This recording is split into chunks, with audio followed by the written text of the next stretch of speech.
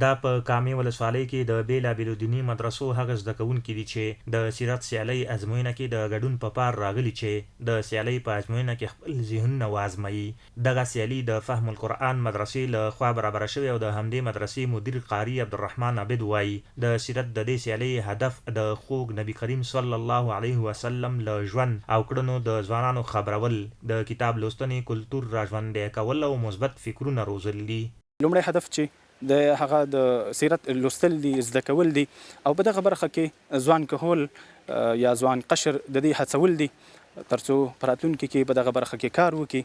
دویم د کتاب لوستلو دود عامول دي ترڅو چې دغه د کتاب لوستلو دود عام شي.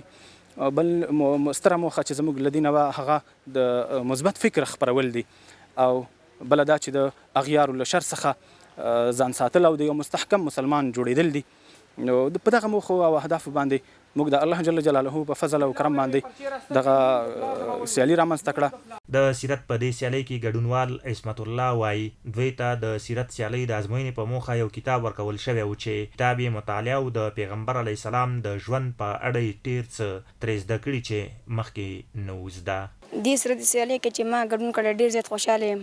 ډېر څه مې زده کړي چې مخکې مې زده نه و. رسول الله صلی الله علیه وسلم ژوند په باره کې مې ډېر معلومات زده کړل، د هغې په کورنۍ کې مې ډېر معلومات زده کړل، د هغې د پیغمبرۍ ډېر معلومات مې زده کړل.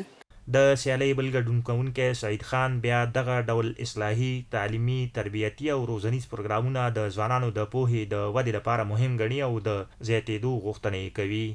په دې سیرت سیالۍ کې چې ما برخه اخیستې زیات خوشحاله یم. ډېر څه مې زده کړل او د مسؤلین دا غوښتنه لرم چې په ورته وخت کې موږ ته داسې نورې سیالۍ هم جوړې کړي، د معارف مسؤلینو نه، د کامې مخورو مشرانو نه او څومره مسؤلین چې دي، زه دا غوښتنه لرم چې موږ ته داسې په ورته وخت کې نورې سیالۍ هم جوړې کړي.